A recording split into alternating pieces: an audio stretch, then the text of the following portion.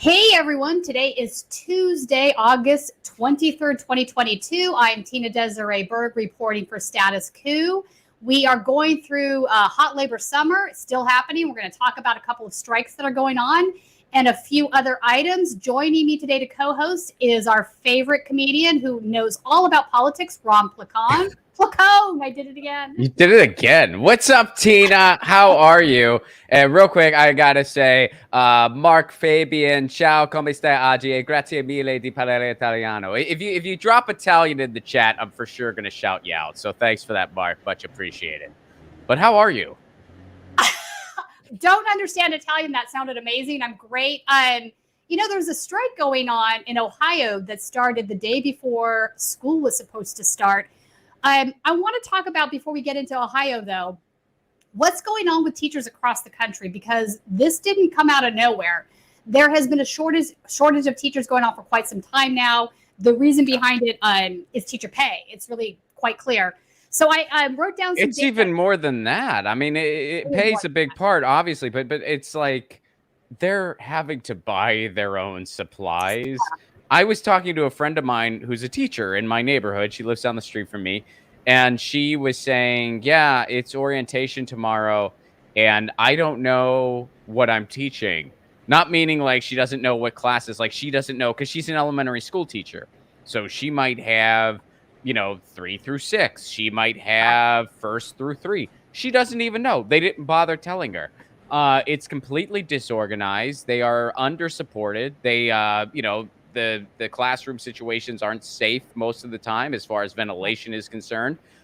School shootings happen every other day.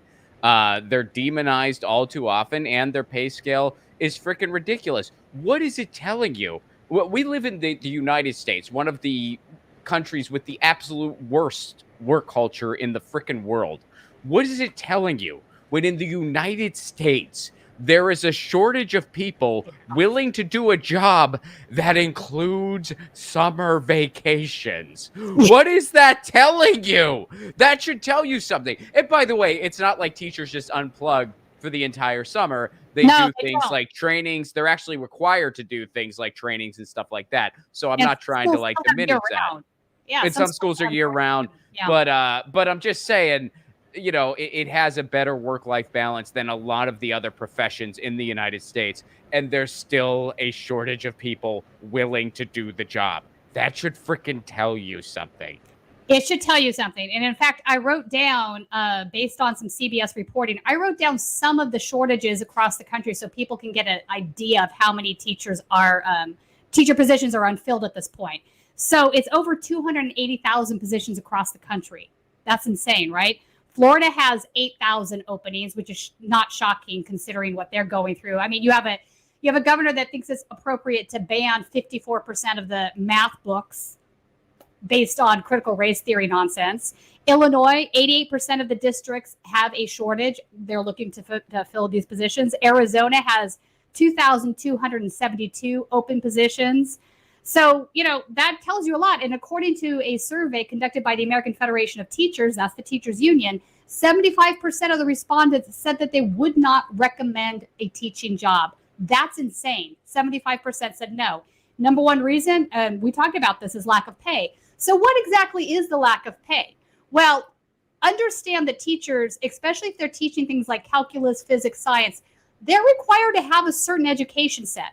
So across the board, teachers are making 20% less for their education level and for their experience level than people in professional industries. So why would they stick around? 20% less is quite a bit.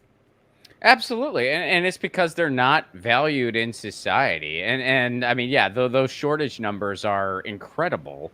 I mean, I think Florida will be fine because he's just going to put a bunch of cops in the classrooms and that'll work out great. I can't see that going wrong at all. But the other states, I don't know what they're going to do. You could tell a lot about a society by the way they value their teachers. Yeah. And when you see them as completely disposable, and just to disclaimer here, you could tell a lot about a society by the way they value everybody in their labor force, which of course I consider teachers part of the labor force, obviously. But teachers specifically, because that's a topic we're on, I mean, when you don't value the people who are in charge of educating your future, what is that saying? I mean, this is what a failed state looks like. Oh, I agree. Education should be our priority. It's not a priority, and it bleeds into university level too. We're going to talk about the student debt situation in a second.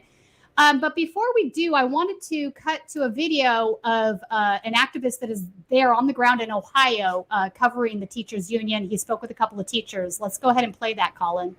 This is Columbus, Ohio. 4,500 teachers are out on strike here.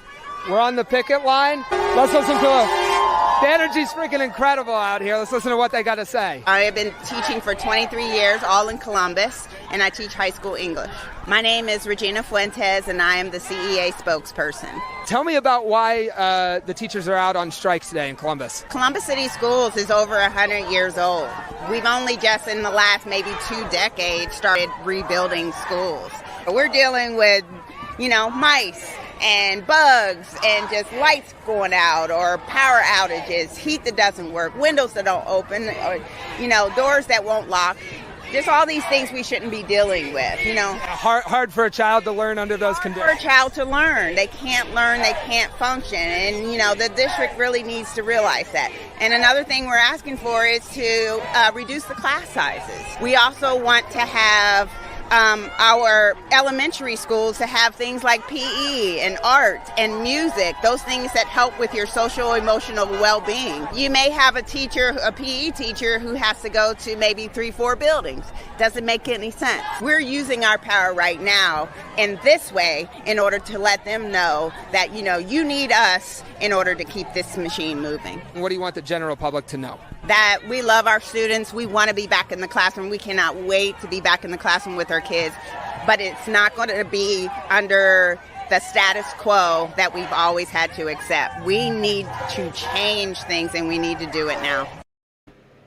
So, yeah, I agree. We need to change things, and we need to do it now. There's a great CNN article talking about some of the background and the asks surrounding what the teachers are asking for in Ohio. Let's go ahead and pull that up. So, interesting. The strike began Monday after 94% of the union membership voted Sunday night to reject the board's latest offer. 94%. That is a really high number. 94%. It was probably a pretty shitty offer. It was probably like, we're going to give you a Taco Bell coupon. Shut up. And they were like, we're going on strike. We're going on strike. If a deal isn't struck late Tuesday, Columbus City Schools plan to begin its year with a return to early pandemic practices, having students log on remotely for classes led by substitutes. The district plans to distribute free lunches in grab-and-go containers. Sports and other extracurricular activities will be postponed. Here's another part of that conversation is the lunch programs, right? For some kids, they're not going to get lunch unless they get lunch at school because they're poor. So this affects so many other things besides just the kids' education. It's tragic that the United States is where it is at. We devalue education. We devalue people. We criminalize poverty. And we can't imagine why kids grow up and they don't become, contributing members in society in the way the society wants them to be. They wonder why we're handing out visas to, kids from other countries to come here and teach and take jobs in math and sciences. Everything starts here at the ground level. And at some point, we need to address that and really consider what we're doing here. Meanwhile, rich people continue to make more money, pay less in taxes. It's not as if we don't have the money to finance the school system. We do. It's not as if we don't have the money to pay teachers. We do. We just have messed up priorities. Beyond messed up. And this is, this is like textbook, no pun intended, like fascism, where you make education solely reserved for the elite, because, I can bring this in. I have some friends and colleagues in Italy, which I think is why God willing, my Italian is getting a little bit better because I'm using it more often. And I was talking to a colleague of mine recently, and we were just kind of talking about education.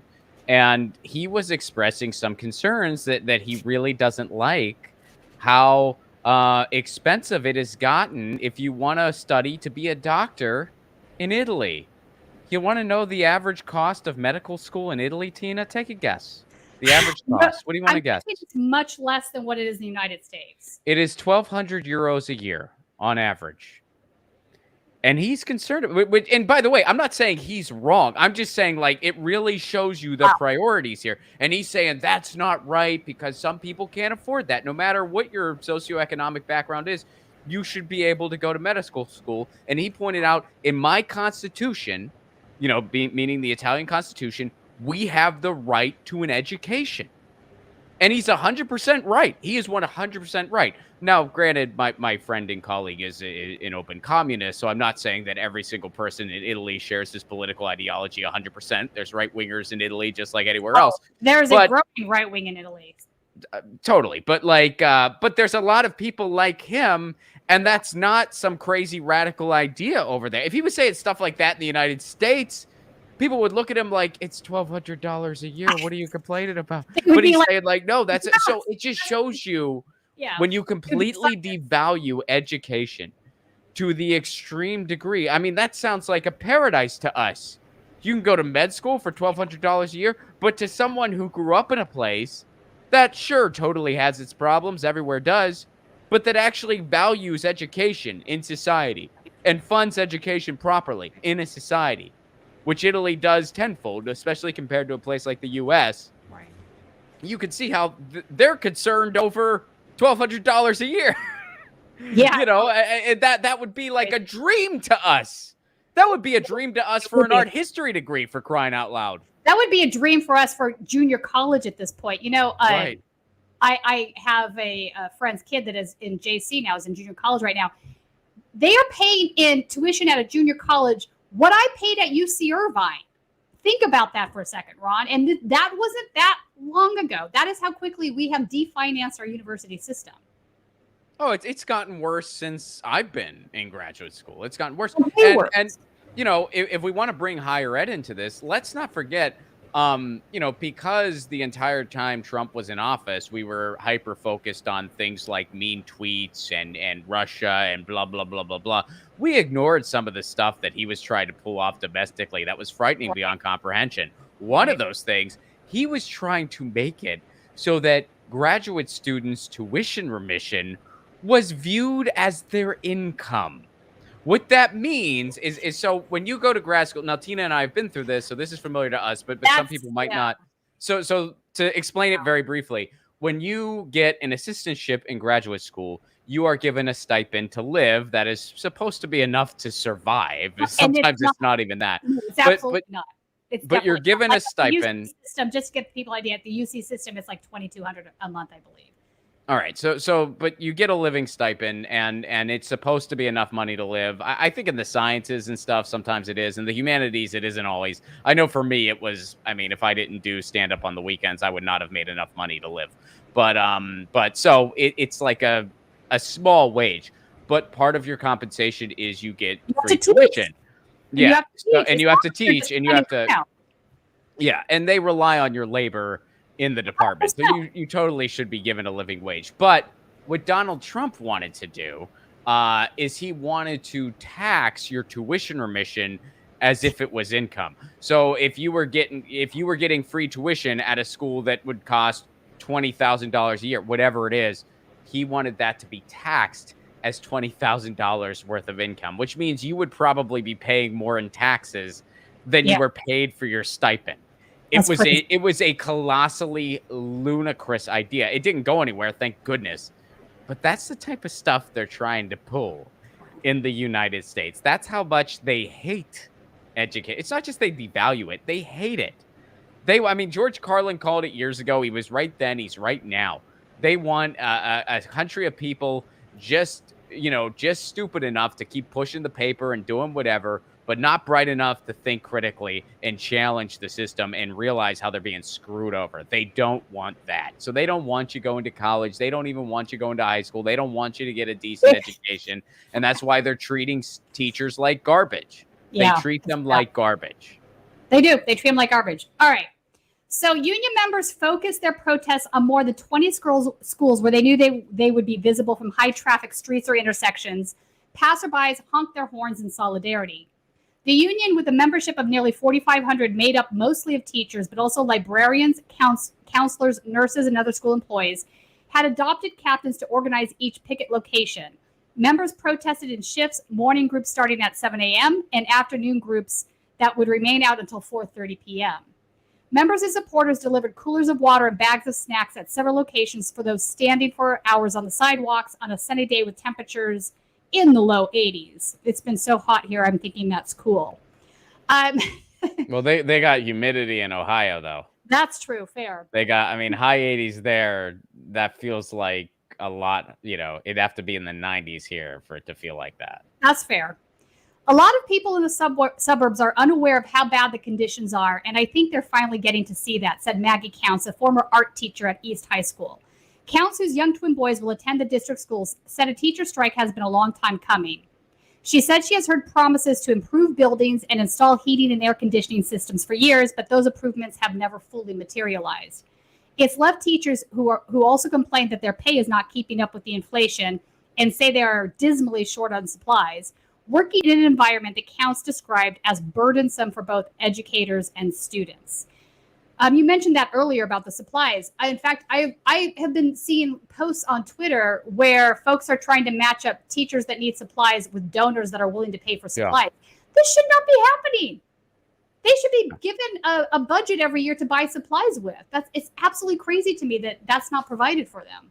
It's nothing short of criminal. I mean, it is nothing short of criminal what they're doing and what they have been doing. And everybody I know personally, you know, whether they teach elementary school, like my friend I mentioned earlier, right. I have another friend who's a faculty member in the sciences. He's one of the smartest people I know. He's completely burnt out. He's trying to get out of academia entirely. Everybody I know, even people. And once he leaves academia, that's what happens. Once he leaves academia, he's going to see his salary increase by quite a bit. Right. And look, I get it. If you're in the sciences, like, you can make more money in the industry than you can in academia. I'm not going to like complain too much about that, because a lot of people in those fields, they choose academia because they like teaching, because they like the research, and they know that they could, like, you know, do some type of biomedical engineering in the industry and make more money. I think that's true of university. I don't think that's true of high school. I think high school teachers that work, like, for example, you have to have a certain skill set to teach calculus. You cannot ask a random person to just teach calculus. They have to know calculus and how. Right, but generally speaking, you can make more money in industry than academia. No, you absolutely can across the board. But I'm saying specifically, I think it's really burdensome that they're asking people who are qualified to teach high school sciences and maths to compete with jobs that'll pay them 20% more. Like, I agree. Shortages. There's no two ways about it. It's obvious reason. No, it should be better. I mean, it should be better. I just, like, and I think we're talking like different levels. I mean, like, somebody who, like I have cousins who are biomedical engineers, and, you know, they're married, right? Like, one is my cousin by blood, the other is my cousin by marriage. You know what I mean? And they met in their program.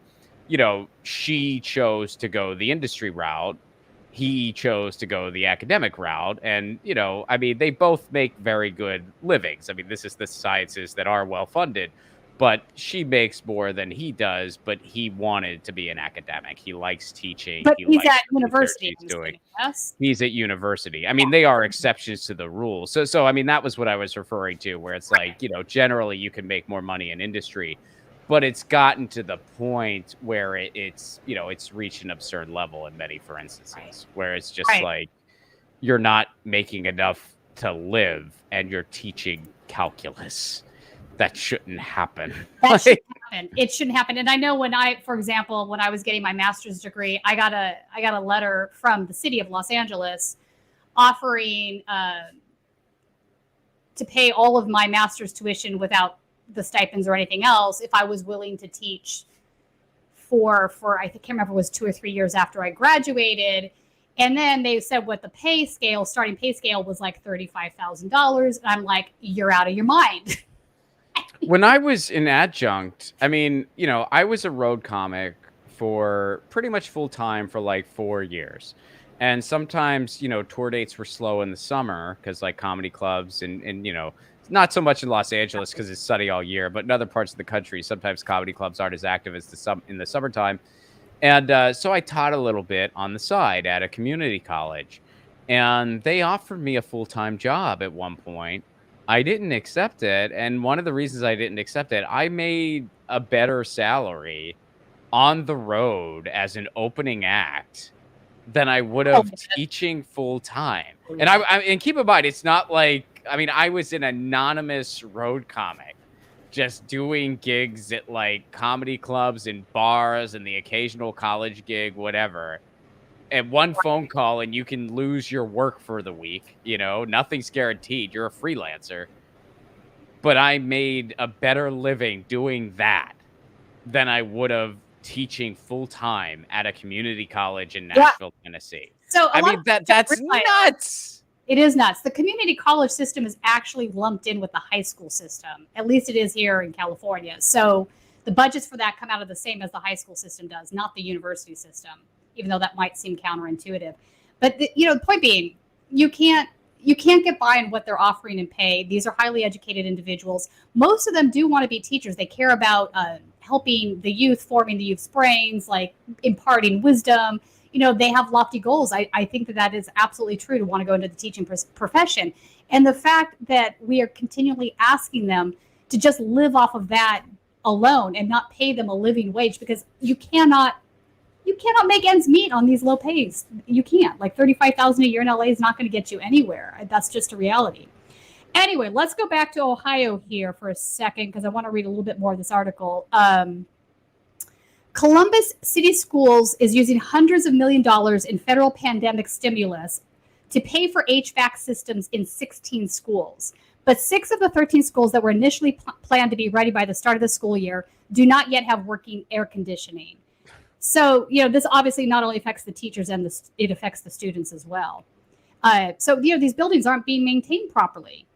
It's 100% about the conditions of the school, said Lauren Shivington, a former Columbus City school teacher who is now an adjunct professor and PhD student who protested alongside union members at East High School on Tuesday. They haven't gone on strike since the 70s, Shivington said of the union, which last went on strike in 1975. They wouldn't be doing this unless it was very, very dire and very, very much about their students. While union members and their supporters nearly unanimously pointed to school conditions as the most significant reason for the strike, the two sides are also at odds over pay. Teachers had sought 8% annual pay increases, while the district's most recent offer included 3% pay bumps each year. Look, 8% isn't even going to bring them up to speed to where they need to be right now, let alone 3%. On Monday night, the Columbus City City Schools Board of Education met behind closed doors while hundreds of teachers' union members protested outside. "We want a contract, just and fair. Give our classrooms central air," they chanted. Jennifer Adar, the Board of Education president, released a statement soon after the 4-hour meeting, pledging that a path forward would come soon. "We are working to find a collaborative path forward. We don't have action on that to report yet, but we will soon. Our board fully recognizes the disruption and concern felt by our children and families across Columbus." All right, so that's where we're at with the Ohio situation. We're going to have to keep an eye on that. I do think that we're going to start seeing more teacher strikes across the country. I don't think. I think it's already spreading. It spread over to Pennsylvania. There's some schools. They're actually, one of the schools is near where I grew up in Pittsburgh. It's spreading, and that's how strikes work. People see it. We are seeing a labor awakening in the country that's affecting, I think, every occupation out there. Hot labor summer, as Chris Smalls refers to it, is definitely heating up and hot. So, speaking of which, heating up and hot, I want to shift gears and talk about another strike and give you an update. So we've been covering the strippers on strike that are at the Star Garden in North Hollywood now for a couple of months. Well, I have some news to report on that. Actors Equity, which is one of the biggest entertainment unions in the country, they represent theatrical stage talent and also stage managers, has agreed to take the strippers on. So basically, they have now petitioned the NLRB on behalf of the strippers at Star Garden. And if they proceed with a yes vote and everything comes in order, they will be part of Actors Equity. So that is, I think, really big news. This is the first time that we've seen any entertainment union look towards strippers as being part of a performance art. And it actually makes sense on a lot of levels because they do perform on a stage. It is performance. So I wanted to cut to a video. Colin, if you want to put it up, I actually covered the press conference and rally that happened over the weekend, and I spoke with some of the strippers. Without having union support, they have abusive working conditions, they don't get benefits, and when workers are in that position, traditionally in this country, at least for the last 150 years, if you have no power to get what you need to support your family, you unionize. That was not the only night that we met with a combination of Star Garden workers and activists from Strippers United, and it wasn't the only one that ran long, but I'm going to skip to the end. This past Wednesday, August 17th, Actors Equity Association filed a petition with the National Labor Relations Board on behalf of the bold, brave, and badass workers at Star Garden. They work hard. They are entertainers and artists and athletes, and now they are our siblings in the labor movement. They deserve fair pay. They deserve health insurance. They deserve workers' comp. They deserve pensions. They deserve to save for retirement. They deserve a union, and they deserve a contract. And now we're going to link arms with them, and we're going to go get it. Thank you all for your solidarity. Thank you for your support and your amplification. Thank you for being here tonight. Strippers and actors, shout it from the rafters. Strippers and actors, shout it from the rafters. Strippers and actors, shout it from the rafters. Thank you. Happy hot labor summer. But I've been told for years that my status as a stripper would be the thing that ultimately turned professional institutions in the acting world off to me. And somehow I always knew that that was bullshit. Sex workers are artists and sex workers are healers. The function of art is to change people and the way that they interact with the world, even if it means just seeing a play that makes you laugh for long enough that you forget your troubles. Or if that means spending time with a beautiful person who makes you feel desired and reminds you that you're not alone. Sex work doesn't become degrading until it becomes devalued. So I want to say thank you to Actors Equity for recognizing the value that we strippers bring to others' lives. And thank you for recognizing our artistry and for recognizing that we deserve protection as much as any other type of performer. So I like how you said I interviewed some of the strippers, and your first interview was with some old guy. It was a guy from Actors Equity. So I just picture people watching at home like, wait a second, she said she interviewed the strippers. Who is this guy? What strip club is this? I demand a refund. So anybody that wants to see the full 30-minute thing can go to the District 34 YouTube and watch that. But I spoke with strippers and also members of Actors Equity. So he's an Actors Equity member. But also, did you notice that we were below Burbank Airport? Did you know that the I heard the offices were below? Yeah, I was like, I assumed it was your private jet, but I guess it's because you were Burbank. No, this is okay. So this is such big news, Ron, that it even made the Hollywood Reporter. There was a reporter there that evening from the Hollywood Reporter. So I wanted to pull this up, because let me say this. This is really historic, and I need to drive this home because I'm not sure that people get how historic this is. I'm 52 years old, so I've seen the change that has come with how folks view sex work in the country. Right? Mm-hmm. There used to be a stigma attached to being a stripper. Like you just didn't talk about it. You put those girls down. You saw, everybody thought they were, not worth, fighting for workers' rights with strippers. Are you kidding me? No, they choose this horrible position. So the shift in society from that to where we are today, I think is enormous and really important part of how this came apart. And the fact that a 100-year-old union is willing to take their case up with the NLRB is phenomenal. I mean, this is really, truly historic. I'm thrilled about it, too. I do think we still have a very long way to catch up, especially to a lot of other countries. Yeah. And look, at the end of the day, it really comes down to a lot of people who came to this country and then, killed everybody who was here first. A lot of them had very puritanical religious beliefs, and that kind of has been passed down. And that's sort of, why we are so taboo here when it comes to sexuality and stuff like that. I mean, we're still so far behind so many other countries, because in so many other countries, like, even prostitution is not that big of a deal. It's a job, like it's seen as a job because it is. It's the oldest profession in the world. Yeah, and I have no problem. I have no problem with it. That's somebody's choice, and people, as long as people are being, as long as people are consenting adults and they're being respectful and mindful, and you're, compensating the person what was agreed upon and stuff like that, I think people can do whatever they want. That's their business. So, but it's interesting to me, even on the left, like there are some people who are, when I covered the stripper strike, because I covered it too on Get Your News On with Ron. I mean, I got some comments from people on the people who fancied themselves leftists who were like, no, you're wrong. They're being exploited. They're blah, blah, blah. And I'm like, who are you to make that judgment, first of all? Who are you to say things like first of all, the person who works at Walmart for not a living wage, they're not being exploited. They are. What gives you authority on who is and isn't being exploited? So someone with an OnlyFans is being exploited, according to you, but somebody who busts their ass 40 hours a week and doesn't get paid a living wage, they're not being exploited. Who are you to make this determination?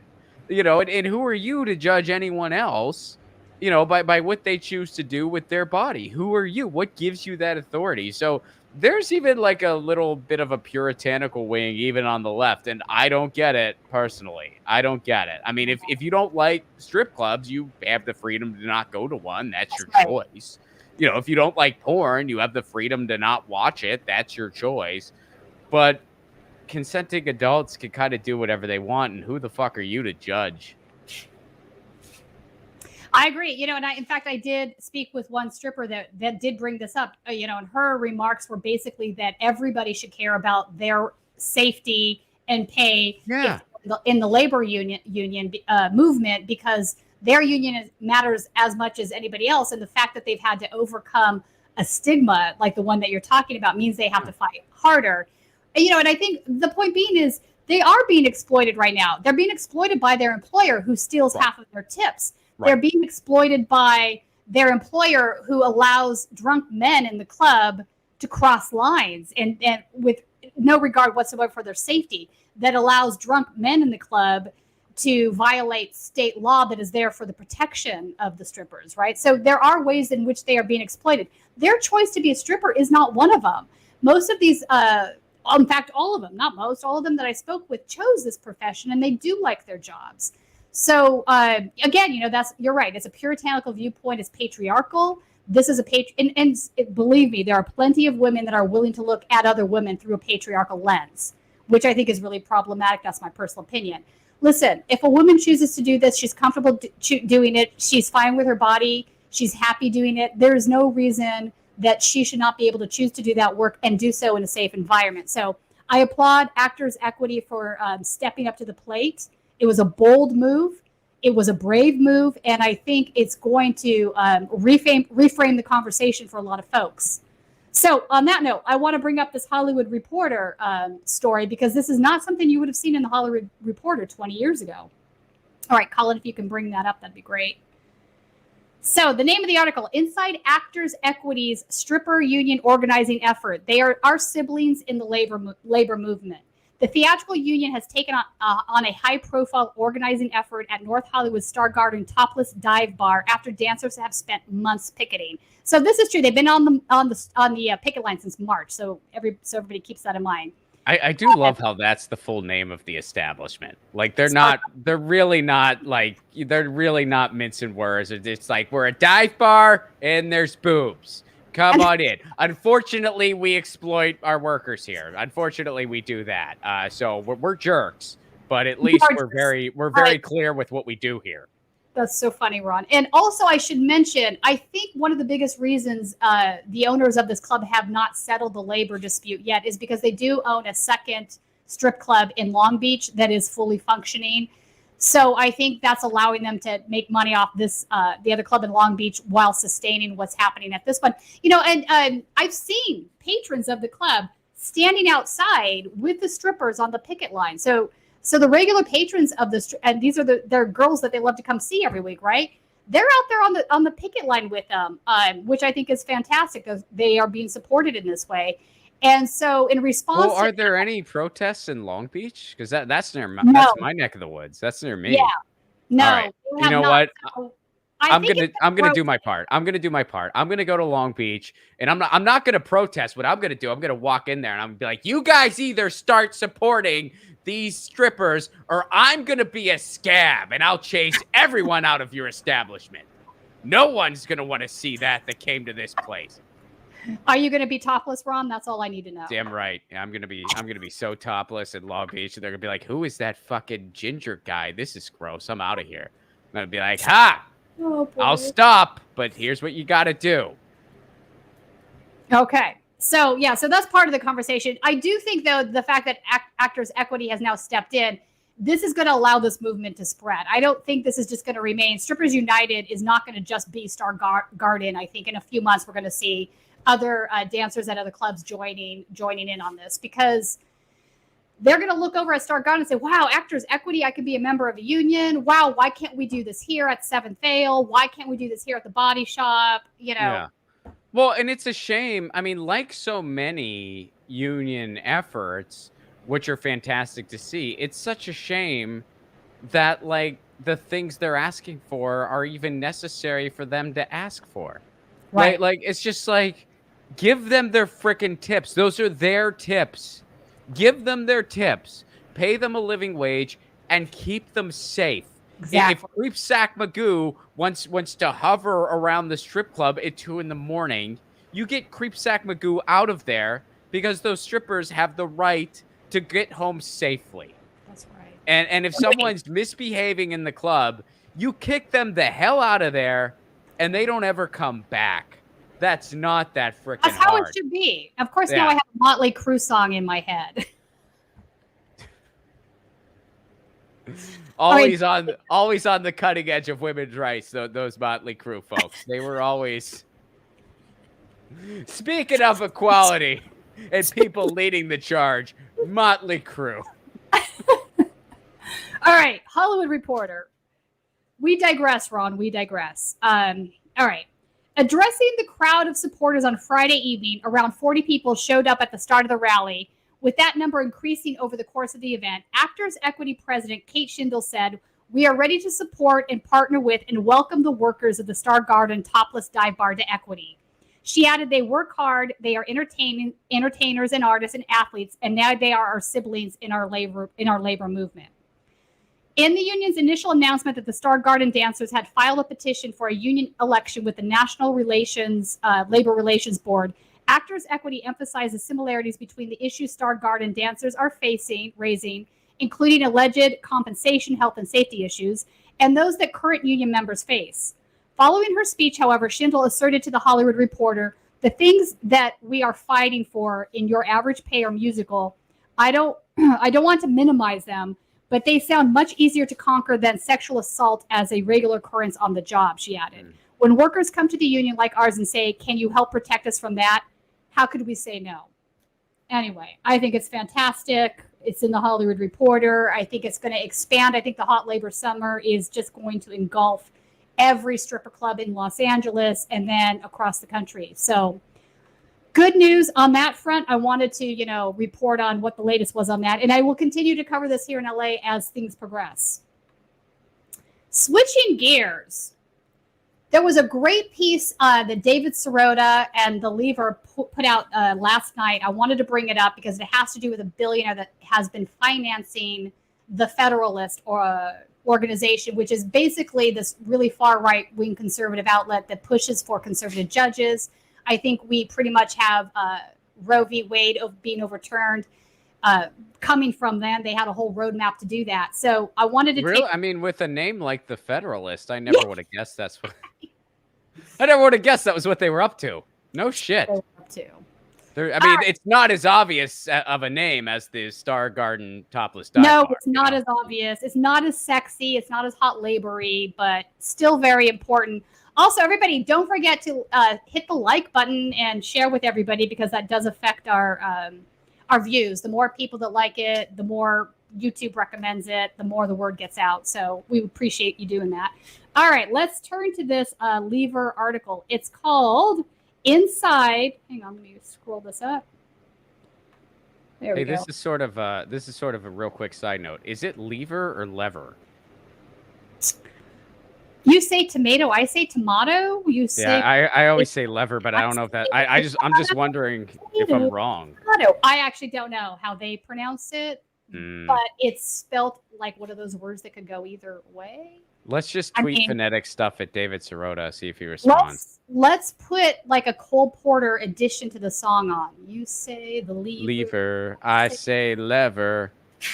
Lever. Lever. Come on now. The news is clever. I think we solved it. All right. Inside the right's historic billion-dollar dark money transfer.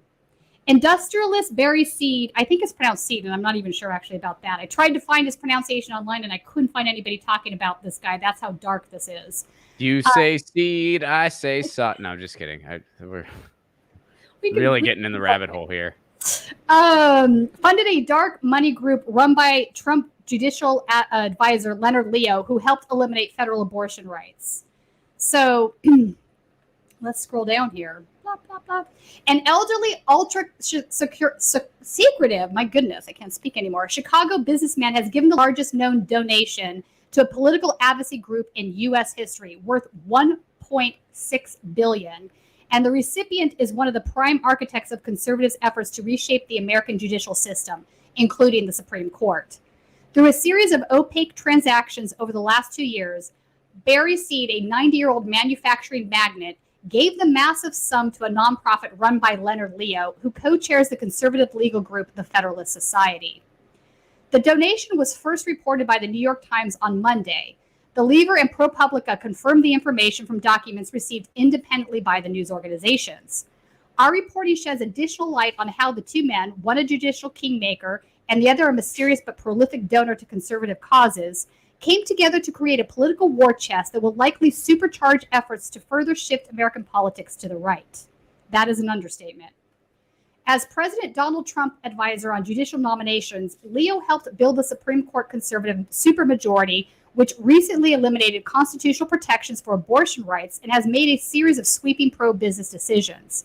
Leo, a conservative Catholic, has both helped select judges to nominate to the Supreme Court and directed multi-million-dollar media campaigns to confirm them. Leo derives immense political power through his ability to raise huge sums of money and distribute those funds throughout the conservative movement to influence elections, judicial appointments, and policy battles. Yet the biggest funders of Leo's operation have long been a mystery. Seed, who led the surge protector and data equipment maker Trip Light for more than half a century, has been almost unknown outside a small circle of political and cultural recipients. The gift immediately vaults him into the ranks of major funders like the Koch brothers and George Soros. So that's crazy. So this guy owns a surge protector company. He's made his mint off of that. He's been quietly hanging out there in Chicago all these years. And somehow this dark money came to light as donations. This is crazy. $1.6 billion. These are like the villains of the world. They are. Like, these are just, I mean, it's so, like, I sometimes wonder, I'm like, what is it like just waking up and being in their head? And we can only imagine, because they have, like, an amount of wealth that most people can only try to fathom. So, but, like, you're just every day using this obscene amount of resources to make the world worse. 100%. How do you not see that? Like how do you not see? Like, how are you that just blinded? They're just greedy billionaires, right? I mean, we could go back to the Powell memo in the early 1970s and how that was sort of a roadmap for the wealthy elites in the country to, get more say in the legislative bodies, right? They bought Congress through a series of steps. So we've been getting here for decades now, right? And part of that plan was always getting a toehold on the judicial system. And it's not just SCOTUS. We can go to lower courts and see how some of these Federalist Society appointed judges have absolutely changed the outcomes towards business interests for a long time. So it's across the board, and it's very frightful. All right, so back to the article. In practical terms, there are a few limitations on how Leo's new group, the Marble Freedom Trust, can spend the enormous donation. The structure of the donation allowed C to avoid as much as $400 million in taxes. Thus, he maximized the amount of money at Leo's disposal. So, are you kidding me right now? So, 501c3, he's also getting, tax shelter for making this dark money donation. This is how screwed up the country is. Yep. Now, I mean, the NFL was a nonprofit until recently. Right. It's ridiculous. It's absolutely ridiculous. Now, Leo 56 is positioned to finance his already sprawling network with one of the largest pools of political capital in American history. Seed has left his legacy to Leo. To my knowledge, it is entirely without precedent for a political operative to be given control of such an astonishing amount of money, said Brandon Fisher, a campaign finance lawyer at the nonpartisan watchdog group Documented. Leonard Leo is already incredibly powerful, and now he is going to have over $1 billion at his disposal to continue upending our country's institutions. Scrolling down. In a statement to the Times, Leo said it was high time for the conservative movement to be among the ranks of George Soros. Ron, can you pronounce that? Hans-Jörg Weiss? Yeah, I mean, that's as good a guess as I got for you. Okay. Arabella Advisors. I got the next got one. That one? What a ridiculous. Well, I'll let you finish reading the paragraph, but another left-wing philanthropist going toe-to-toe in the fight to defend our Constitution and its ideals. Leo and his representatives for C did not immediately respond to requests for comment. What a joke that I mean, first of all, like, I think implying that there's any such thing as left-wing philanthropists in the United States is sort of, false. But yeah, I mean, like George Soros is not a leftist, but like to imply that you're somehow the underdog, comparatively speaking, when you look at what the Koch brothers do and the institutions connected to them, when you look at what they do and how they really run the show in this country, the idea that they're somehow catching up to those other names, that's absurd. That's absurd. And I'm not a fan of any of them, but that's absolutely absurd. I mean, the Koch brothers, and take it from a guy who used to live in Tennessee, the Koch brothers, they have a stranglehold on so much of this country, big time. It's obscene. Yeah, I agree. And, and part and parcel to that conversation is that the wealthy elites, no matter what party they align themselves with, whether it's the Republicans or the Democrats, do want to protect their wealth by and large. So and they buy them both. They buy them both. Right. Wall Street has money on both horses. Now, granted, the difference here would be like guys like the Koch brothers are incredibly right-wing libertarian, right? So they are much more to the right of even your average GOP business concerned guy is, right? But again, does that matter if they're all going to work together, no matter, again, what party affiliation or belief they have to protect their wealth? The difference would be like the Democrats do have some pet projects that they, socially do care about. But even then, I don't see steps being taken where they're wealthy to upend their protected status as wealthy elites to get them down. Well, I mean, the opposite, The best example we can point to is Planned Parenthood. I mean, Planned Parenthood. Now, look, with the world we live in right now, I am glad that Planned Parenthood exists, and what they do is important. But they're part of, kind of the Democratic elite. Right. And the status quo is they're against Medicare for all because they know that would kind of threaten their business model a little bit. They could still exist, by the way, under a Medicare for all system. They could still exist, but they wouldn't be the leader on campus the way they are now. And they know that. Mm-hmm. So they'd rather have this completely broken status quo so that they can have their gravy train than have a better society. So it's and it's kind of backfiring, though. I mean, at this point, we're now losing very serious constitutional rights. Right. And part and parcel to that is the fact the Democratic Party didn't do anything to stop this, right? At any point in the Yeah, last they had 40 years. 20 years, 40 years even, they could have codified Roe v. Wade. They could have done that. You know, Obama campaigned on doing that. He walked away from it. And, you know, even now in this environment, they're continuing to support anti-choice Democrats. Why would you do that? If your commitment is to women's rights, if your commitment is to ingrain the right to abortion as a human right, why would you do that? Because it's not something they care about. It's not, and now they're gonna. I mean, as soon as Roe v. Wade was I think they have overturned, a lukewarm caring about it. I think they do care about it, but they care about other things more. And I've often said this, and I'm going to say it again now. The Democratic Party often tries to serve two masters at the same time that are at opposite ends, right? These things are very few things are mutually exclusive. Most things have nuance. This particular thing doesn't have a lot of nuance because the desires of the wealthy elites and the corporate interests and the desires and needs of the working class.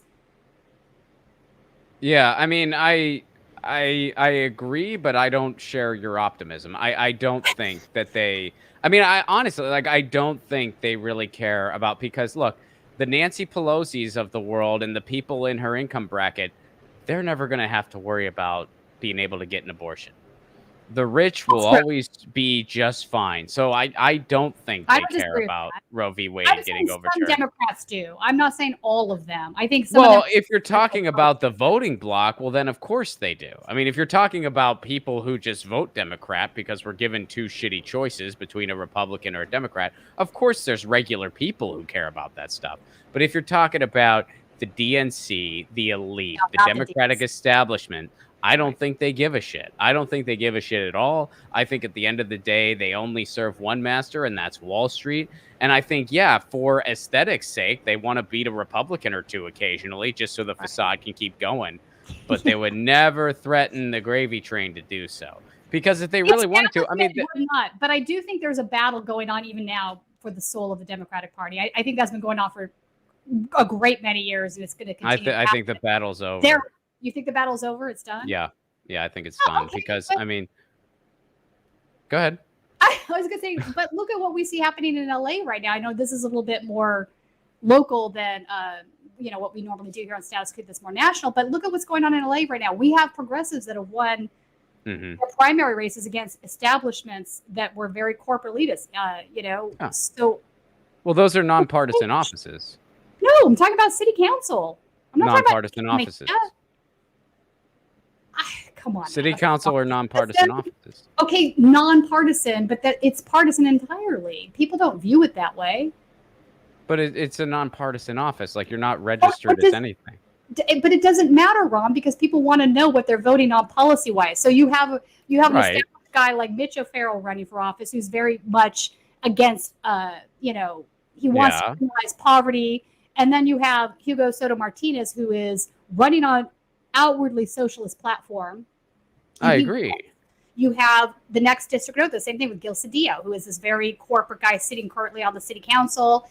He is also for, 4118. This is criminalizing poverty. These are the things these guys support.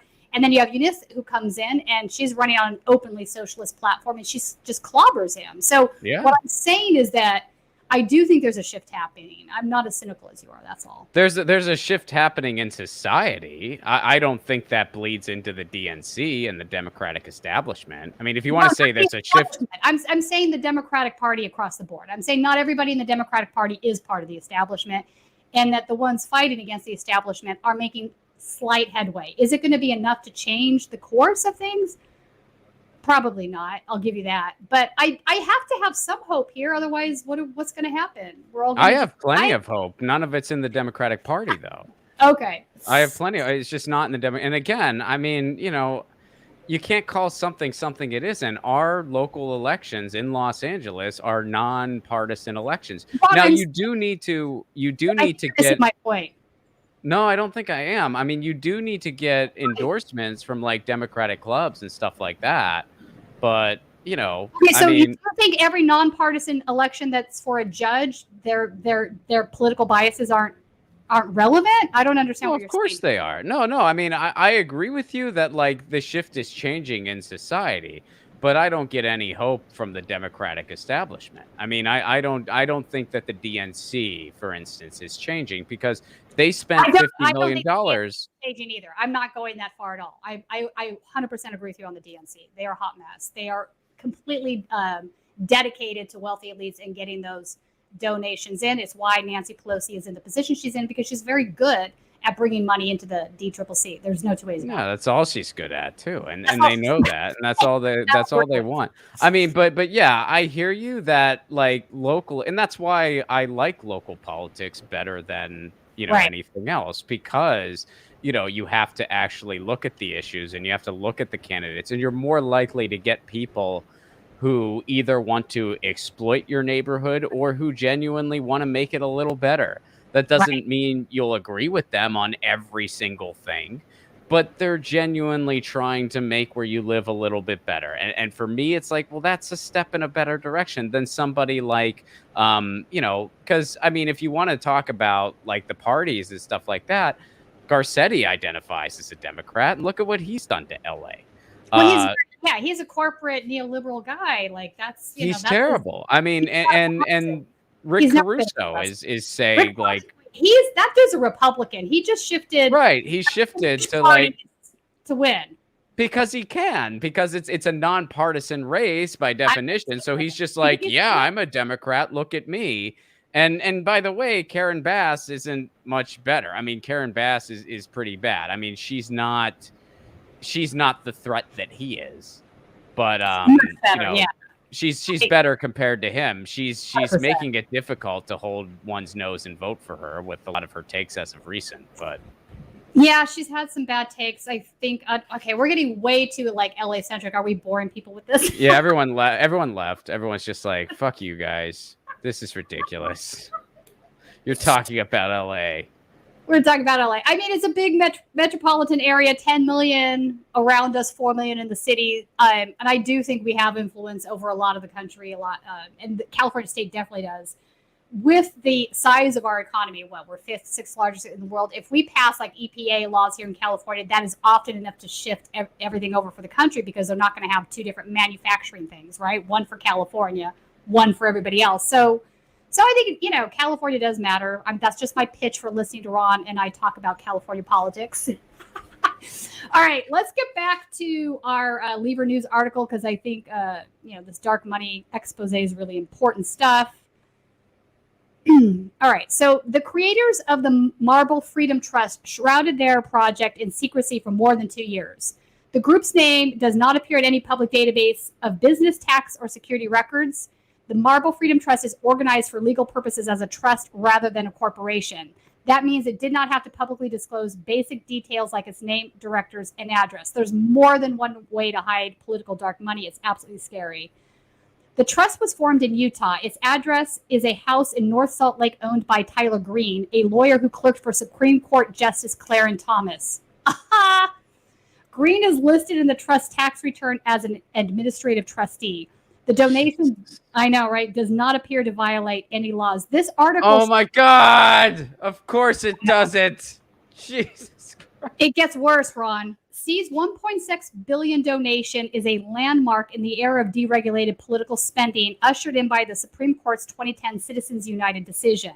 That case, along with subsequent changes and weak federal oversight, empowered a tiny group of the super rich in both parties to fund groups that can spend unlimited sums to support candidates and political causes.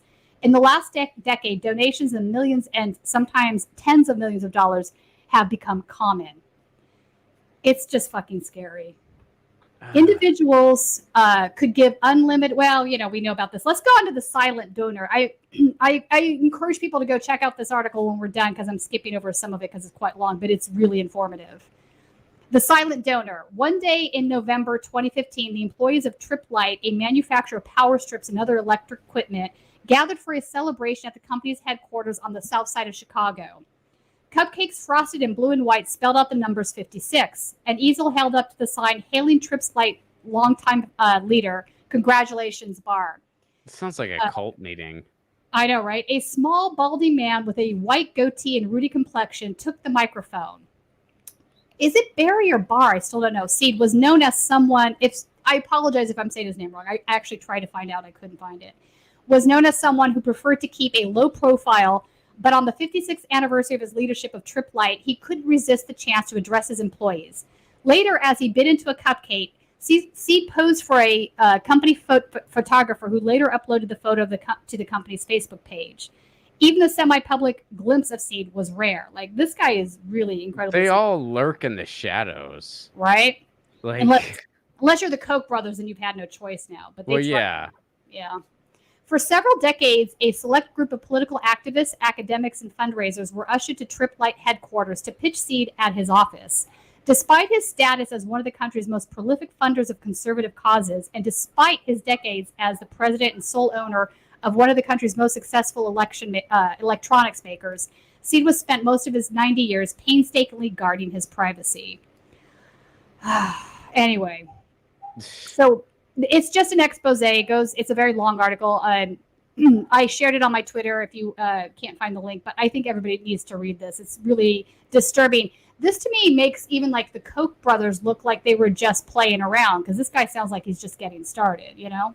Right. Well, that's the thing. I mean, and those types of donors or whatever you want to call it. I mean, I'm not going to even use the word I want to use to describe them, but like, I mean, they're probably feeling very emboldened right now with the way the country's going, and they're seeing what they can get away with all the time. And they're just seeing how this country has managed to somehow shift even further right than it was.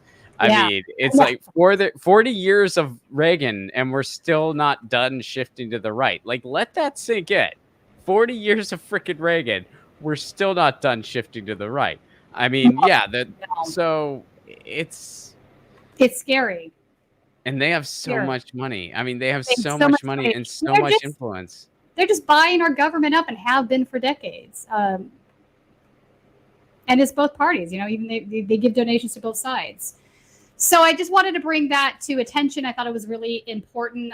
Please check out the rest of the article. It's really well written. Thank you, David Sirota. Thank you, ProPublica, for that expose. Now let's shift gears to another important story that's in breaking as we speak. We're waiting to hear what Biden's final decision is going to be, but Biden's decision to forgive student loan debt may come on Wednesday. All right. They are such assholes. Like, it's so unbelievable how they're just like, we might decide to maybe do something, and they've done this whenever there was like a moratorium that was about to expire. They're like, yeah, we're thinking about it. It's like, God, they are so gross, so gross. And this is means tested, to be clear. So this would be what they're, again, this is from the source. It could change by tomorrow, it could change by tonight, but they're looking to cap that at if you make less than $125,000 a year, you will get $10,000 forgiven. $10,000 really isn't a whole lot. It's better than nothing. But even then, Rod, even with those parameters, we have the right wing absolutely losing their mind. Yeah. Let's go, Colin, to the tweets on this. I want to pull up the Bloomberg reporter's tweet. This is kind of wild. I want to talk about this for a second. So, obviously Bloomberg is in the business of, having a certain viewpoint on things. It's the Nancy Cook tweet, if you can find that. A certain viewpoint of things. A certain viewpoint of things. I'm being charitable. All right, there it is. New. As Biden weighs a student debt decision, Penn Wharton budget model has released its analysis of student loan forgiveness, estimating it will cost between $300 and $980 billion, with majority of relief going toward borrowers in the top 60% of earners. I don't know what Nancy is talking about here. Going toward the borrowers of top 60% of earners is not a thing. This is not a thing. This is not something we should discuss or talk about or mention. 60% of earners, A, is a majority, and B, that 60 percentage represents people that make as little as $20K a year. So she's trying to frame this as this giant handout to wealthy people when it's not. Yeah, it's far from it, because wealthy people don't have any student loan debt. Right. That's exactly what I said. So I want to also pull up a tweet from a guy named Matt Wolking. He is a GOP party strategist because they have to get that echo chamber going, right? They got to sell their base on the idea that this is Oh my God. People. Oh my God. Where are they? They're doing something to benefit the top 100% of wage earners, you guys. They're doing... Joe Biden and Democrats are stealing from the poor to give the wealthiest 60%. This is so far off base, I can't even believe he actually typed that out.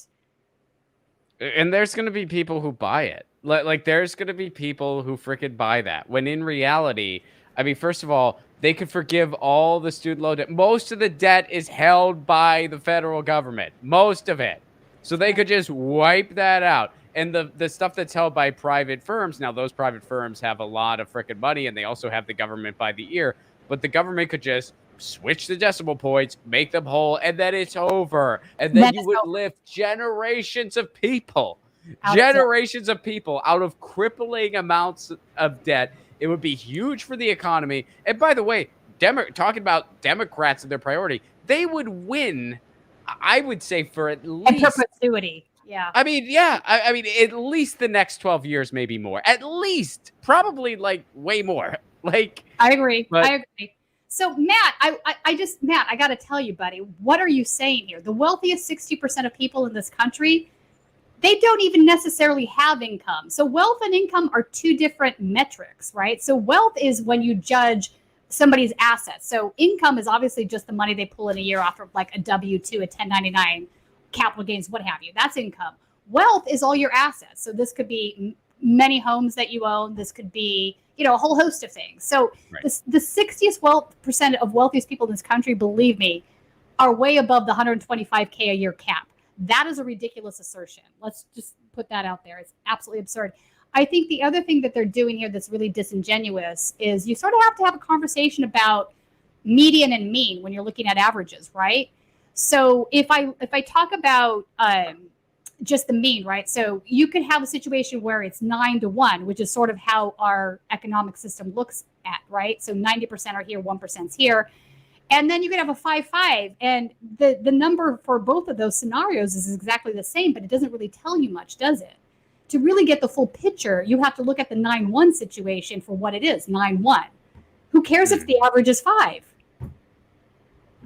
So, I mean, the average is 5 for like many scenarios, but it's just egregious to not really, you can play with, what I'm saying is you can play with statistical data in a way to paint a picture that's not entirely accurate. And so totally. You can fudge, and that's why like some statisticians are so willing to use their powers for evil. Right. So it's just like, listen, you fudge around with numbers, and I don't like numbers much, and you know that, but I know that you're using your powers for not good. I know that much. That's exactly right. So let's switch gears to somebody that actually knows what they're talking about and is being honest. This is Charlie Eaton. He's a PhD in economics at UC Merced. Let's pull his tweet up because he's actually telling you what the Penn-Wharton model says. There it is. Okay. Charlie Eaton, thank you so much, Colin. The Penn-Wharton model today confirms our findings from a year ago. Most student debt cancellation goes to the bottom 60% of earners. We disaggregated by race to show that upwardly mobile, low-wealth Black individuals benefit most. So there it is, folks, the actual reality here. Forget what these lunatics over in GOP strategist world are saying. It's just not true. And the second tweet he has, analyzing debt cancellation by household assets and race shows even more clear that debt cancellation is highly progressive, not regressive, progressive. So, and he breaks this whole thing down in a bunch of figures here. You got that one? There you go. So that's the actual reality that we're looking at. So now we can have a conversation right now. Is the 10K going to be enough? Should it be means tested at all? I'm willing to have that conversation. I'm saying it's not enough. I think it's better than not having anything. But the fact that the GOP is using this as red meat to say that we're stealing from the poor and giving to the wealthy is absolutely crazy making. Oh, beyond crazy. And yeah, I mean, obviously, I can't I can't disagree with you and be like, I think 10,000 is plenty. What are you talking about? I mean, it's it's mostly just going to go towards what would have went towards interest. I think that's why they picked the 10,000 number, because it's just basically going to go towards some interest. So but here's what else they're going to do. This is the other thing they're going to do. Kind of like what they did with the IRA bill. They're going to hang their hat on this in the midterms, assuming they even do this, which is still not guaranteed. But assuming they do it, they're going to hang their hat on this in the midterms and be like, we had a historic amount of student loan debt forgiveness. Yeah, you mean zero? It was more than zero? Yes, it was more than zero. We had a historic amount of climate. You mean more than zero? Yes, it was more than zero. So vote for us again, and we'll do not much, but technically not nothing. Okay. So the bar is really low, Ron, is what you're hinting at, and you're correct. The bar is underground. Like the bar, you can't see the fucking bar. It's covered under a plethora of donor money and shit. And indeed. It's just, I think part of this conversation we have to have too is the fact that we have heavily definanced the university system in the country, right? The reason tuition has exploded is because even the public, we're talking about public universities here, right? Not private, obviously. The public university system has been entirely financed by the states, right? A good example, look at the UC system here in California. It used to be financed 100%, then it was chipped down to 90%, then 82%. Now it's like around 10% comes from the state. So who makes up that difference? Well, it comes from tuition. So we have been, again, definancing the college system for quite some time, and this is where we're at. It's practically might as well be private university. Interestingly enough, you do have schools like Pomona, for example, that have such a large endowment that they're no longer charging tuition.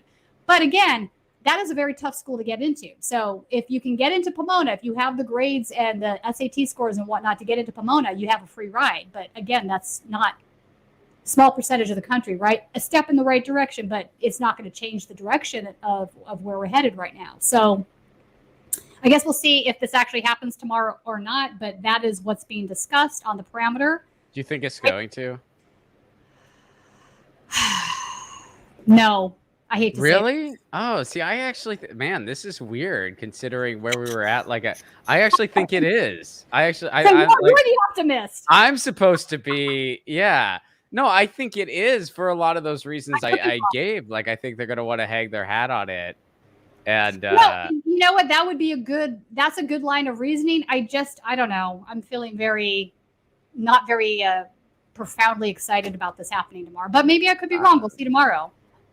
I don't know. I mean, yeah, I could be wrong too. I think it's going to, but then again, there's never been an institution better at snapping, grabbing defeat from the jaws of victory than, the Democratic establishment. But this is such a small, like just bullshit. It's really, I mean, let's be honest. It's a slap in the face. I mean, yeah, it's more than zero, sure.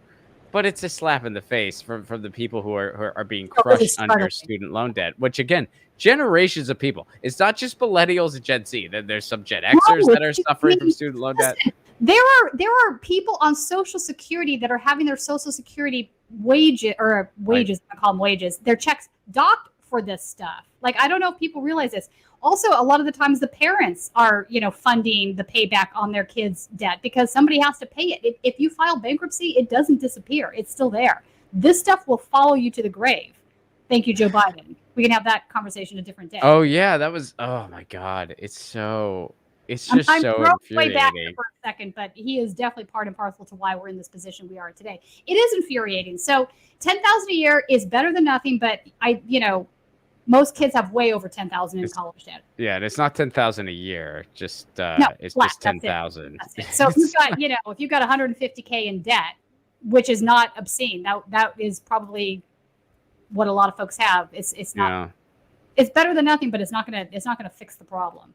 No, I mean, it's so ridiculous. And this is such an easy slam dunk. They could just cancel it all. A signature cancels it all. And it would be such a political winner. And it would not. I mean, look, there's been a moratorium for 2 years and nothing has changed. And so even it's like all their bullshit arguments where it's just like, well, if you just canceled. I mean, I saw some I forget who it was, but someone made the argument. They're just like, well, if we just canceled it, inflation would happen because then people would be spending money. And that it's just like, it's been postponed for years and that hasn't happened. You're full of it. That's nonsense. What would happen? That being used as an excuse to keep people poor. I just, when do folks realize that's the whole point of that? I mean, they continually forgive debt for the wealthiest people in this country. They forgive loans for the wealthiest people in the country. They excuse banks from all of the absolutely outrageous behavior that they give in. But if you ask to help the poorest people in this country, you get all this kind of crazy pushback. It's insane to me. Yeah, I mean, and look at all the PPP loans they forgave. Right. And they're not doing anything for student loan debt. They're doing absolutely nothing. They did nothing for healthcare during the pandemic. It's the bare. I mean, it is unreal. It is absolutely unreal to be going through this and to see, you know, I mean, I have stopped asking the question, like, where is the freaking bottom for this country? Because every time I've asked that question, I have found out we're not there yet. Right. We're not there yet. So how bad is it going to get? We're not I don't even know. I don't freaking know. But I mean, I don't know how much worse it could freaking get. Now, every in has its yang, right? Like every yin has its yang. And the yang in this case is Andrew Yang. He's a freaking hero doing amazing things. But every yin has its yang. And the, huh? I see what you did there. Well, and the yang is all the union efforts we're seeing, all the labor efforts we're seeing, the things that are happening locally. More than politics will. I agree. I agree. And even, you know, taking back your neighborhoods. I mean, we're talking about some of the wins that we're seeing here in LA. And it's not just LA. I mean, there was someone who won a city council spot in Iowa running on defunding the police. You know, change is happening, but it's just, I mean, we're still, I mean, the yin, meaning the, you know, brutality, is still a lot stronger than the kind of pushback. So, I mean, hopefully we're gonna catch up soon. But yeah, if anyone wasn't sure, no, I am not a fan of Andrew Yang. That was a joke. Yeah, I mean, as much as you're thinking, you sure you're not inspired by a party with no policies? No, we already have 2 or 3 right-wing parties with no policies. Why do we need a 4th one? But anyway. All right. Are you ready to do something super hilarious? Yes. Let's take a trip to Trump Town. Oh, God. What is Trump Town, you ask me? Well, let me show you. Colin, can we bring this up? Because I was going to save this for next episode of Right Wing Insanity, but it was just too good to not show today. I am in a town called Boone's Mill, Virginia, and I think you can tell why I stopped.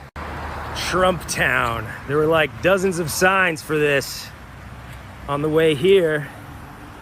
I'm gonna guess these people like Donald Trump. FJB, Faith Over Fear, Rittenhouse is welcome in our house. Ask about free gift inside.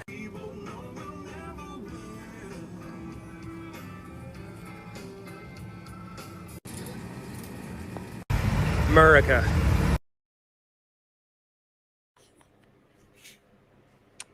Would you go trick-or-treating at that place? If you were, I mean, obviously we're both past the trick-or-treating age, but if you weren't. Maybe you are, I'm not. I am. I have no words for this. It's a cult. Folks, it's a cult. This person like completely overhauled it looks like a church, maybe a house. I don't know what it is. To turn it into this. It does look like a church, doesn't it? Which makes it even creepier. It's the Church of Trump. It is creepy. It's creepy as hell. Like this is insane to me. He would start a church tomorrow if he thought he could get away with it. He knows that they don't pay taxes. That's right. He would totally do it tomorrow.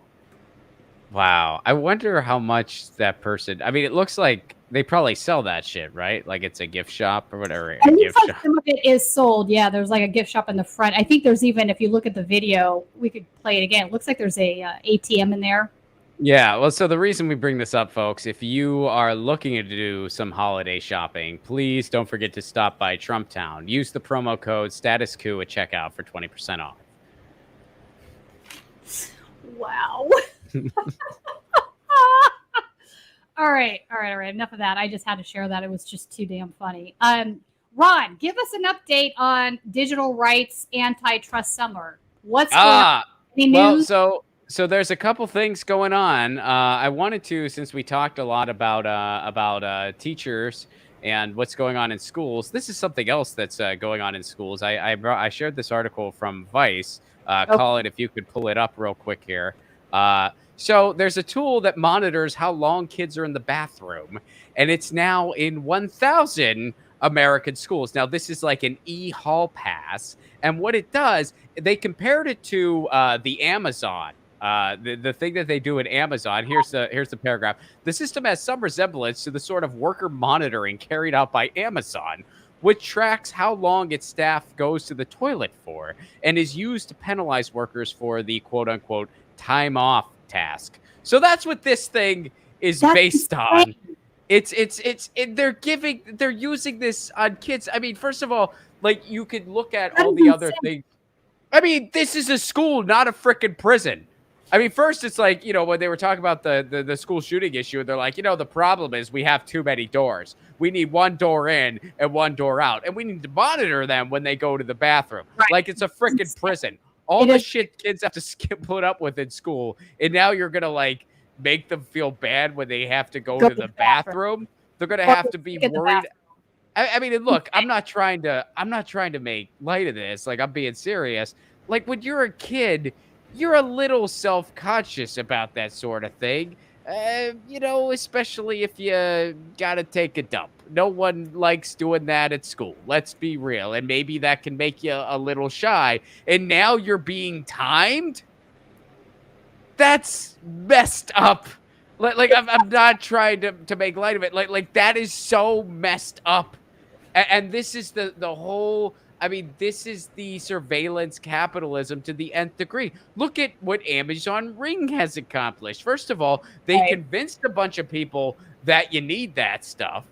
And why were some people getting it? Well, because they didn't want their Amazon packages being taken off their front stoop. So Amazon kind of creates a problem by taking over all commerce. And then they give you a solution, which is to have one of their freaking cameras in front of your door. Now, by the way, what else do they do with those cameras? They give it over to law enforcement, whatever law enforcement asks. So they're basically surveying your entire neighborhood now because everyone has a freaking Ring. And Aldous Huxley... camera system, but it's not a Ring and it's not connected to the internet. A lot of people don't know there's alternatives. A lot of people don't know there's alternatives. I mean, I know that too because my wife was thinking, well, maybe we should get something, but I know you won't allow it to be Amazon Ring. And I'm like, you're damn right it's not going to be Amazon Ring. So I know there are alternatives out there. And if you have an alternative, well, that's fine. There's nothing wrong with that. But Amazon Ring, they're giving it over to law enforcement. It's bad. It's beyond. I mean, this is like Aldous Huxley and George Orwell. Fourth Amendment right. I know, it's crazy. It's nuts. And now they're doing this to kids. Think of all the things kids are going through right now. They had to go through a freaking pandemic. They're having years of their lives taken away from them. And it's so sad. It's so sad. I mean, how does your heart not break for kids that had to go to their prom on Zoom? How does your heart not break for that had to happen? And it's such a bummer. I mean, I'm so glad that if we're going to go through a pandemic, I'm very glad that I'm not between the ages of 18 and 22. And I feel so bad. Now, I do, for the kids who are in middle school, you're not missing much. Middle school fucking sucks. If you have to spend a year of your life on Zoom, that's the best age to be. If you're in middle school right now, you got the you lucked out here. But I mean, my editor Joe, he had to spend his senior year of college on Zoom. He had to spend his 21st birthday on Zoom. I mean, it breaks your heart. I mean, it's so freaking sad. And now you're like, hey, we got some cool solutions here. We're gonna have proctoring software that's gonna go off if you have to scratch your freaking nose, and we have an e-hall pass that's gonna monitor how long you have to use the bathroom for. How freaking creepy. It is creepy. I wanted to actually read part of this Vice article because I think it goes beyond that. Also, I should mention they spent money on this surveillance software when they could have put it to putting in air conditionings in the school that are missing them, to higher teacher pay. Like, this is how they're choosing to spend what little money they have. It's kind of really creepy. Colin, can we pull up the Vice article, because it's pretty messed up. Thank you. All right, so this product is just the latest in a growing number of student surveillance tools designed to allow school administrators to monitor and control student behavior at scale on and off campus. Doug Levine, co-founder and national director of the K-12 Security Information Exchange, a nonprofit, of course it's a nonprofit, focused on cybersecurity for schools, told Motherboard, while the problems they purport to solve are real, they also introduce other risks to students, including the risks of spurious accusations and targeted harassment by school officials and law enforcement. You think? Levin further noted that the increased scrutiny offered by surveillance tools has been shown to be disproportionately targeted against minorities, recent immigrants, LGBTQ kids, and other marginalized groups. Of course. I mean, this is so ridiculous. And it's so, and you know what? Again, the whole every yin has its yang.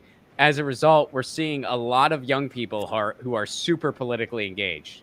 And it's because they have no choice, because they're living through this bullshit. And they're saying this is absolutely absurd. And they know nothing except for recession, tough economic times, and war. They know nothing else. That's all they've known their entire lives. For millennials, that's all we've known for the bulk majority of our lives. Some of us were, lucky enough to see what the American dream was supposed to be, because our parents were part of the middle class. So we saw what that was supposed to be. And then when we got there, it was no longer a thing when we finished college. So we know what it was supposed to be like, even though we didn't get to experience it firsthand in adulthood. A lot of kids who are younger, Gen Z and younger, they never even got that much. They never even got that freaking much. They're being monitored in bathrooms and going through shooter drills. And that's their freaking childhood. I mean, this is absolutely absurd. And this is surveillance capitalism. Now, the other thing going on in the digital rights disco, I still got to give a harp on.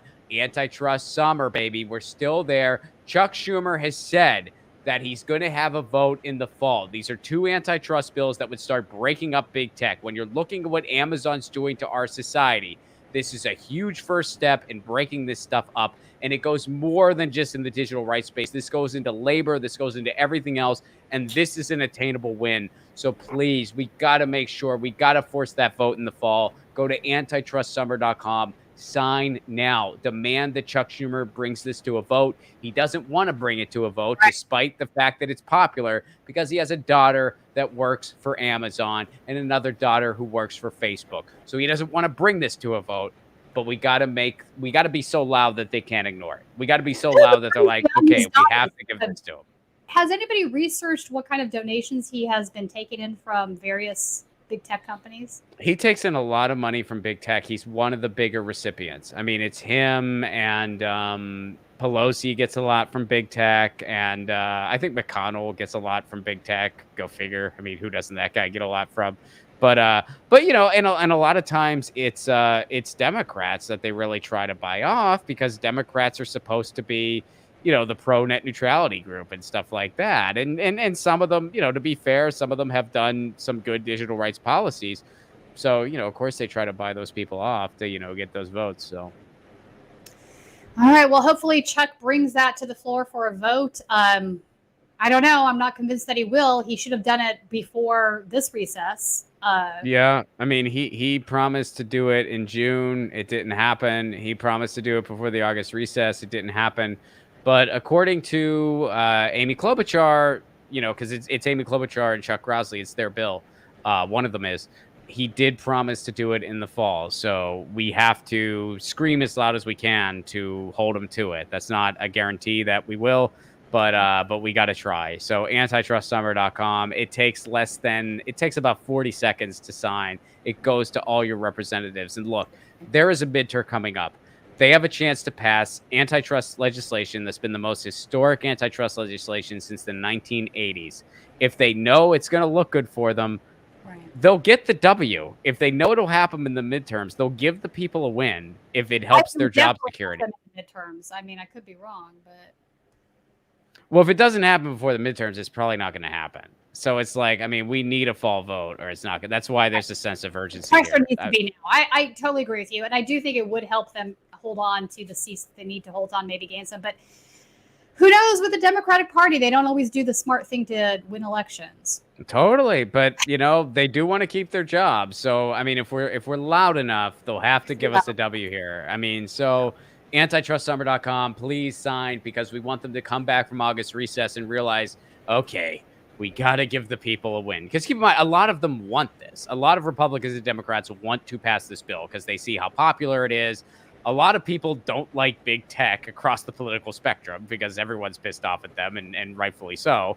Although sometimes, the reasons are different, but whatever. Pass this decent policy. I'll take the W. So antitrustsummer.com. All right. Let's turn to our super chats. Double K 1999. Thank you, Double K. We appreciate that. It helps us fund our reporting on the ground and our live streams and whatnot. We appreciate it. Humorous, one of our favorite donations. Humorous gives us a lot of money. We appreciate you, Humorous. 1999. Thank you. Marvin Vargas, $2. Kids. I can't read that. Kids. Here, I can read it. Kids be programmed for. I think they're saying kids be programmed for jobs at Amazon. Kids future labor. I think they're saying that it's like, they're getting them ready for that job at Amazon by patrolling 100%. them. 100%, right? That's the kind of wage job they want to get these kids into because it benefits the plutonymy. I don't disagree with that. Dave L, $5. Yes, bring me the head of Ajit Pai. Thank you. He was Trump's FCC guy. Yeah, I could never remember how to pronounce his name correctly though. It's Ajit Pai. Yeah. I mean, the only reason I can pronounce it is because I just cover net neutrality so much. Yeah, like I just memorized it. He blocked me on Twitter, actually. Are you serious? I am among the blocked by Ajit Pai on Twitter, which is a bit of a badge of honor. He's terrible, and he is the one who repealed net neutrality. Which, by the way, another friendly call to action here. There is a bill in Congress now that reinstates net neutrality at the federal level. You can go to battleforthenet.com. That's battleforthenet.com and sign on to that petition too. It's a 2-page bill that I think it was Ron Wyden and it was Ron Wyden and somebody else, but it was just a 2-page bill that basically says, hey, the internet's a utility, which means it's a Title II, which means we would have net neutrality. So you can go support that at battleforthenet.com. We do have net neutrality here in California. We have a state bill that was signed into law. That's why you haven't seen the effects of a post-net neutrality world yet, because there's enough states that have net neutrality, so it cuts off that customer base from anti-net neutrality packages. But we got to get it back federally. We can't just keep holding the line. So I agree. We can't keep holding the line. Look at what happened with Roe v. Wade. Holding the line isn't exactly. Good anymore. We are under attack by the corporate states of America, as Jordan says. All right. Thanks for joining us today. Thank you, Ron, for co-hosting with me. For folks that don't know, we are going to be doing this on a weekly basis. It's going to be Mondays, right? I think so Tuesday, as some folks know, is my trash pickup day. So we got lucky today. It only came once and I turned the mic off, but it's a very noisy day here on Tuesdays, generally speaking. And then also Thursday afternoons is Right Wing Insanity. Go check out my latest in Daily Dot if you haven't yet. It's a story about ghost guns and Proud Boys. Serious stuff. And Ron, anything coming up in your world comedy wise? Yeah, I have a show on September 10th in the San Pedro neighborhood. It's actually not a stand-up show. It's a premiere of a new show I wrote. It's a historical interpretation of Lucian the Satirist. I'm going to be taping it September 10th at the corner store in the San Pedro neighborhood. It is at 2 p.m. It is outdoors. It is free. So if you're in the Los Angeles area, come on out. It's going to be a fun afternoon. And then I'm going to be hopefully bringing that show to Renaissance fairs all over the country in 2023. And I'll be announcing stand-up tour dates in 2023 very soon. I know Tucson, Arizona is going to be coming up here. And then I'll be hitting the UK, hopefully hitting Iceland since I had to postpone those dates. And then I'll be doing stuff in the American Midwest as well. So romplacone.com should have more tour dates soon. And yeah, follow me on Twitter at Romplacone, on all the socials. Not Romplacone? Yeah, not Romplacone. Am I a nihilist? Someone asked if I'm a nihilist. No, I am not. I'm not a nihilist. You're not entirely black-pilled yet? No, I don't believe. I mean, we've talked about this from a philosophical standpoint. I think nihilism is actually pretty lazy. And I don't, yeah, I'm definitely not a nihilist. Maybe, that's an interesting way to describe it. It is lazy because it means you don't have to do anything to change what's around you, so to speak. Right. Well, and it just means like you don't, I mean, a lot of people, they think they're nihilists, but they're actually not because these like, they're just, well, not even just that, but I think a lot of people, they think they're nihilists. And it's just like, no, you just really care about shit that no one else cares about. Right. You just really like I mean, like there's some people in the comedy world, for instance, and I'm not, I mean, we don't need to get down this rabbit hole, but like some people in the comedy world, they think they're nihilists. And it's just like, no, you're fucking not. You just think it's really cool to not give a shit about anything around you or to have an actual opinion about the world around you. And you look down on people who do. But in reality, these like insulary comedy podcasts that like no one fucking listens to, that's your world. And you hold this thing on such a high pedestal. And some of the comedians that you look up to, who, by the way, would probably be annoyed by you if they ever had to have a conversation with you. If they ever told you, hey, your set sucked, you would fucking cry yourself to sleep forever. So you're not a nihilist. You just wish you were. And it's really fucking lazy. So that's my take on it. All right. All right, everybody. Thanks for joining us today. Tune in tomorrow at 2 for the live stream. And I'll see you Thursday for Right Wing Insanity.